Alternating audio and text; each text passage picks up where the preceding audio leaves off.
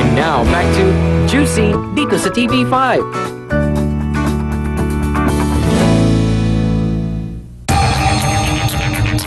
Express Pasabog Top 3.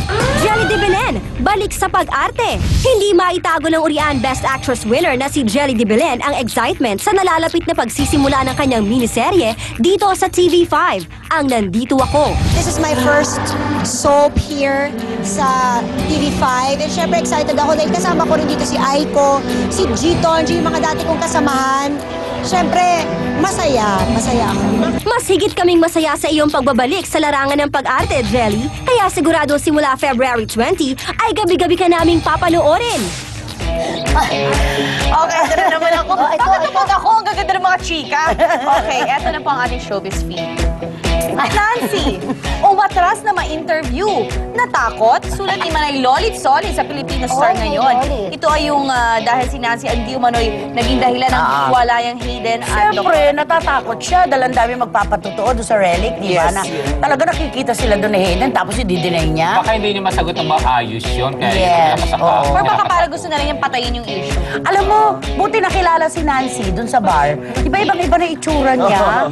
Di ba yung itsura niya ngayon parang lumiit na parang hindi na siya makahinga? Tsaka hindi siya ganun ka-active sa showbiz, pero active siya sa nightlife. Isa sa pinakamagandang mukha si Nancy nung baguhan pa lamang siya. Nung Sino boyfriend pala? pa lang Paulo Conti. Paulo? Lucky Manzano.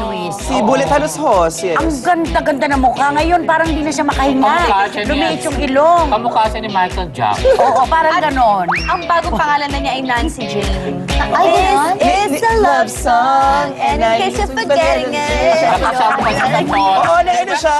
Naging singer MTV na niya siya. nakalagay sa Oh, in Torre. fairness, maganda yung kanta niya na yung gusto ko yun. Ay, bakit parang hindi naman? Okay, Facebook message. Tulong galing.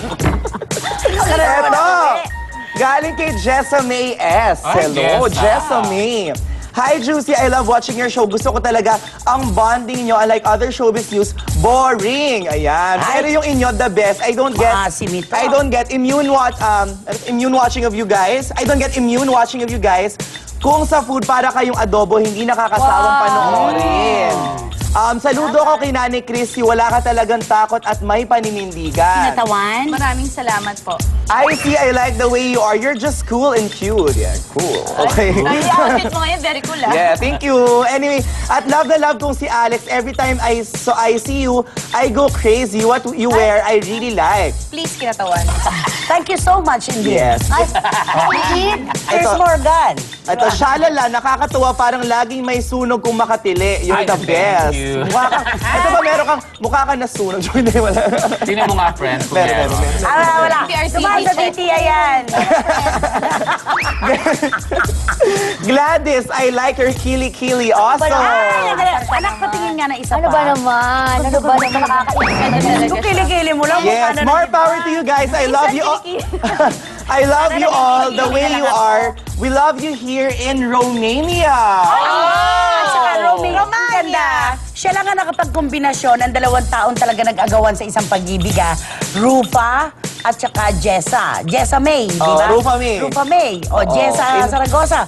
Ang pinag-agawan, Dingdong Abansado. O, di ba? Fair. Mula sa Romania, Yes, kay salamat. Jessa May S. Ayan, Mula dahil ka dyan, lang. meron kang gift pack from Juicy. Magdala ka lang ng representative mo dito para makuha niya. And of course, visit our Facebook page, Juicy on TV5. Follow us on Twitter, Juicy on TV5, and visit our website, juicyontv5.com. Pero mo ka naman kay Jessa, may kamusta si Comaneci, Nadia. Si Nadia. Nadia Comaneci. Comaneci ang tawag nila. Ano, Guinness Book of World Siya Records. lang, hindi matatapos araw na to. Hindi ako papayag. Akin yung kwintas mo. Akin yan. Okay. Yes. Kung ako may Instagram, sabihin mo Cathy Gonzaga, go. Cathy Gonzaga, Gram. Grams. Okay, go. Eight Ako po ay may 8-time Grammy award na. Ay, asa na pa ate, Axmas Pasabog Top 2. Express Pasabog Top 2. Lea Salonga, nakaramdam ng hiya. Isa si Lea Salonga sa mga tinitingalang pangalan sa larangan ng pag-awit. Bukod sa kanyang best-selling albums at sold-out concerts, ay nakamit na rin niya ang pinakamataas na tagumpay sa teatro. Pero parang hindi pa rin sanay ang international singer na makarinig ng mga papuri mula sa mga taong iniidolo siya. It makes me feel good when I hear about that. It's humbling, syempre, and I'm thinking, wow, you sure? Are you sure about that? Kasi marami namang marami naman tayong matatawag na talagang matataas na inspirasyon na mga awit mula pa nung araw ni Jomides Maturan, si Velatore, Nora Honor, hanggang sa mga singing stars na kumakanta ngayon. Salamat naman. Very inspiring talaga si Leia, kaya naman happy kami dito sa TV5 dahil siya ang napiling kumanta ng theme song ng Kanta Pilipinas. Isa ka na nga bang certified kapatid, Miss Leia? I'm open to anything. Wala po kayo sa Romania, nasa Juicy po kayo. May pagpapatuloy. Di ba? Ang ganda-ganda ng connect. Ito sinasabi Sige na, huwag mo na masyado i-push. Okay, go. Sa bench. Oh, thank you dito. At syempre, thank you and hi kay Tita Lilette Talents and her family. Baon ko. Iniisip natin na nanahimik itong si Jericho Rosales sa pag-ibig. Pero hindi. Sino ang meron boyfriend siyang niya? jowa daw ang pangalan Kim Jones. Kim no Jones. relation kay Angelica. Ang pinsan ni Angelica Jones yan, ah. Bukal pinsan din. ni- Pamangkin niya ni Mami Beth. Bukal din, Jones. Pag pamangkin din ni Mama Beth, may tililing. Mga pinsan ni ano yan? Ay, ano daw ito? Ay, host ng isang ano ba? Lifestyle show. Okay. Sa Ay, ibang cable. Esekola, pang Cable. lifestyle Cable. show. At kagabi, tinignan ko talaga. Parang F. Beautiful yung girly. Pretty Sa full. ETC.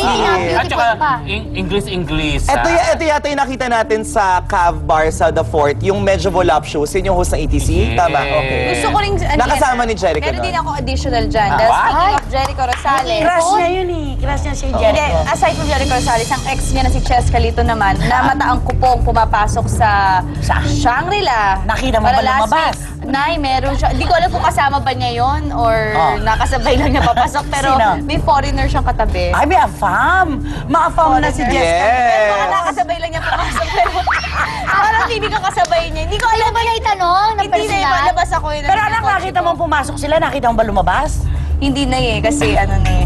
Okay. Hindi mo na Baka naman. Lady Okay. Gaga doon siya. Ikaw naman, babaeng matapang. Ito naman, ang aking bawal, pero bago yan, siya, kailangan i-correct natin dito sa Juicy, yung nabalita Ito. natin a few days ago. Kasi yung nakwento ko sa'yo, yung about Alta, yung sinabi natin na 17 days sa tapon, nag-text sa amin si Derek Wen na ano nga daw. Hindi lang yun, pati ang EP mismo ng Altanay ay nag-react dahil nga hindi pala totoo na kahit isang araw ay nakapag-tape Oo, yun ang pagkaalam ko Yes, eh. Na-shelf oo. kagad. So, walang Pero, tapon ng mga taping days. Malamang, ang tinutukoy ni Shalala ay yung promo shoot. Parang pagpo-promote na dapat sana may Alta, pero hindi na nga ito na Yes. sa katuparan. Pero hindi taping days kasi hindi pa siya Okay. nagsimula. Yes. Okay. Ay, talagang unsuplad. Eh, Baka hindi yung niya sabihin, script, wala baka rin yung naman script. nangyari. Di ba? Di Thank you naman sa natuloy. bench. Ay, Okay, ayan na. go! Anyway, ito na. Ang aking baon, follow up lang na sa Jericho? magandang balita na inano ko dito noon about Ate V and Miss Ai Okay, Ai, di ba? ay. Yung kailang movie. Ito ay nag-meeting na. Sino? Finally, at ito directed by Wendy Ramos. Ay, panalo. Ang pang film fest na movie with Ate V and Ai Ai de las Alas. At kaugnay naman yan, Ganda guys. nito. MMFF yan, ano? Yes, Nay. Hindi na enteng and Hindi ina. na, oo. Hindi po. Ay, ito, ang pagkakalam po, Ate V nga, and Miss Ai Ai. Okay. Ngayon, speaking of Miss Ai Ai pa rin, alam mo ang in-demand niya kasi, alam mo, nakausap ko naman po si Bandot nung siya ay mag-guest sa show ko. Ito naman, si Tito Dolphy as of now, ay nasa Makati Med. Pero, kahit ito ay parang check-up niya na, regular ano na rin niya, routine na yan. Pero alam mo ba, nung tinanong si Tito Dolphy, kung sino talaga yung gusto niyang makasama, for the first time yata ito sa pelikula If Ever, si Miss Ai Ai de las Alas. Ay, ay, de las Alas. If Ever na yung ganda, di ba? Comedy King meets the Comedy Oo. Queen.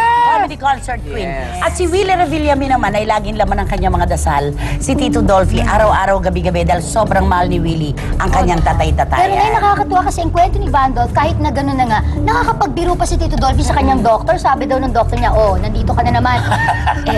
Meron ako nakalimutan project. Sabi daw ni Tito Dolphy. At lagi niyang kasama, bit-bit niya talaga, baby oxygen. Yes. Inita Para sa kung kanya yun napapagod eh. siya, nandun lang. Nandun ang kanyang Okay. sense of humor pa rin. Yes. Okay, at para naman sa ating Star Connection, galing kay Aristotel Polisco. Oh, Aristotel. Picture pa, Oh, no? yes, sa Last Instagram. Ay, sorry, hindi pala via Twitter, via Instagram. Galing kay Aristotel Polisco, aka Glock9.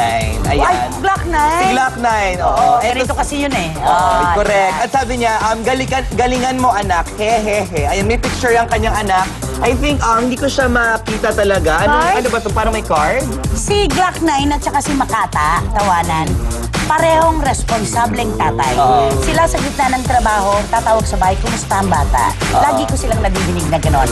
Glock 9. Pakiramdam ko, Blue Magic yung hawak. Yes. At nag-aaral yung anak niya sa OB Montessori, alma mater ko. Oh, Yes. kayo nila Rebo. Yes. Oh, yun, OB Montessori. Go, go, go, Alex! Okay, at ito naman siya. Mukhang tuloy na talaga ang seswertihin ng ating mga taga-subaybay dahil eto i-announce na naman natin ang mga winners sa Kapatid New Year Pabuenas Text in Promo. At syempre ngayon, mas marami tumututok dahil mas dumadami na ang mga nananalo ng 100 peso electronic load. Congratulations sa ating lahat ng nanalo ngayong araw. Sumali din kayo sa Grand Raffle Draw para sa chance manalo ng up to 1 million pesos. Okay, text na po mga kapatid. At syempre, alam namin, ang dami nyo pang gustong malaman blind items.